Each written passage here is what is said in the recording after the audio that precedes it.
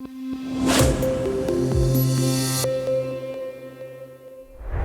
everyone, welcome back to the Common Sense Network. In this episode, we're digging into the political parties that drive UK politics, from the Conservatives to Labour, from the SNP to the Green Party. There are lots of groups that shape how the country is run. So let's get into it. In the UK, political parties are essential to how democracy functions. We've had political parties since the 17th century, and over time, they've evolved, reflecting the changing needs and values of society.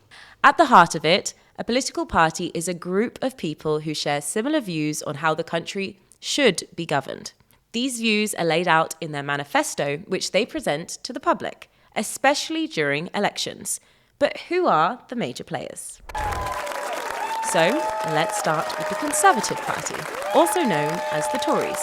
The Conservatives are actually the oldest political party in the UK, tracing their roots back to the 1830s. They're traditionally seen as being on the right of the political spectrum, which means they emphasise personal responsibility, free markets, and a smaller role for the state in people's lives.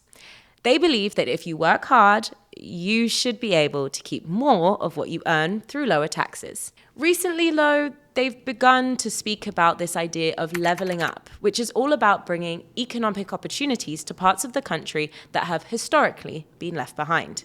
We did it! On the other side, we have the Labour Party. You campaigned for it, you fought for it, you voted for it, and now it has arrived. Change begins now. Labour was founded in 1900 with strong ties to trade unions and the working class. They sit on the left of the political spectrum and focus on social justice, equality, and public services. You'll hear Labour talking a lot about raising taxes on the wealthy to fund services like the NHS, education, and social care. They believe in using the power of the state to address inequality and give everyone, no matter their background, a fair shot at success. Now, the third major party is the Liberal Democrats, or Lib Dems for short. If Labour and the Conservatives are of opposite ends of the spectrum, the Lib Dems say that they sit in the centre, combining ideas from both sides. They believe in personal freedoms, civil liberties, and electoral reform. You'll often hear them pushing for things like proportional representation, where the number of seats in Parliament better reflect the number of votes each party received.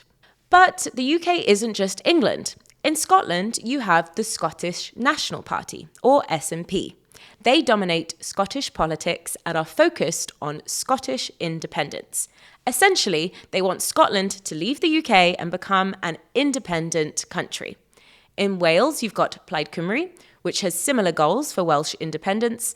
Both parties also advocate for more powers to be devolved from Westminster to their respective governments. And then there's the Green Party. While they're a smaller party, they've gained more visibility in recent years, especially with rising concerns about climate change. The Greens focus on environmental issues, and their policies also extend to social justice, human rights, and fighting inequality. They argue for radical change in how we live and how the economy works to create a more sustainable future. Now, during elections, each party publishes a manifesto. This is essentially a contract with voters. It's their plan for what they'll do when they win power.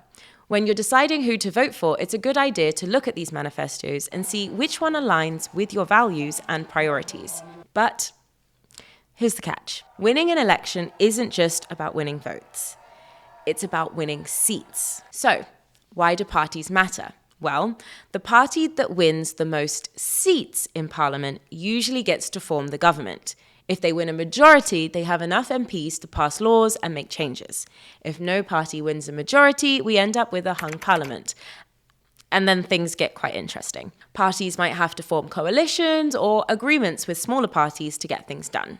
Political parties are the lifeblood of UK democracy. They represent different visions for the future, and at election time, it's up to you to decide which one you think should take the lead.